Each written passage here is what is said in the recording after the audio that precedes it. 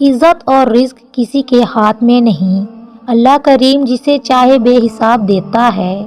جن کو معلوم ہوتا ہے کہ اکیلا پن کیا ہوتا ہے، وہ ہمیشہ دوسروں کے لیے ہر وقت حاضر رہتے ہیں۔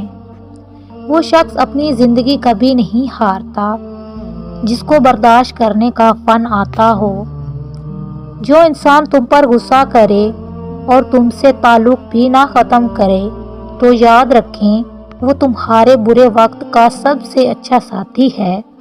کسی کو تکلیف میں دیکھو تو اس کا ساتھ دینا بھی سیکھو، صرف تسلیاں ہی کافی نہیں ہوتی۔ زندگی ہم کو خوبصورت دوست دیتی ہے اور جو اچھے دوست ہوں وہ ہم کو خوبصورت زندگی دیتے ہیں۔ جب کسی کا خلوص دیکھو تو اس کی قدر کرو دل سے، اور جب کسی کی نفرت دیکھو تو اسے اپنے خلوص سے اس کو مٹا دو۔ زیادہ علم سیکھنے سے کہیں بہتر ہے کہ کچھ آداب بھی سیکھا جائے۔ محبت جس شخص پر غالب ہوگی اس کے اندر دکھ کو محسوس کرنے کا جذبہ زیادہ ہوگا۔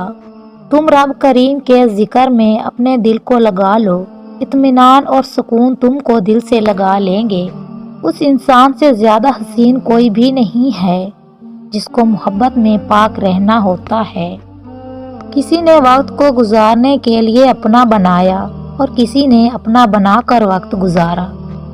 جو پہلے ہی ٹوٹ چکے ہوں ان کو اس بات سے کوئی فرق نہیں پڑتا کہ سامنے والا مزید کتنا توڑے گا۔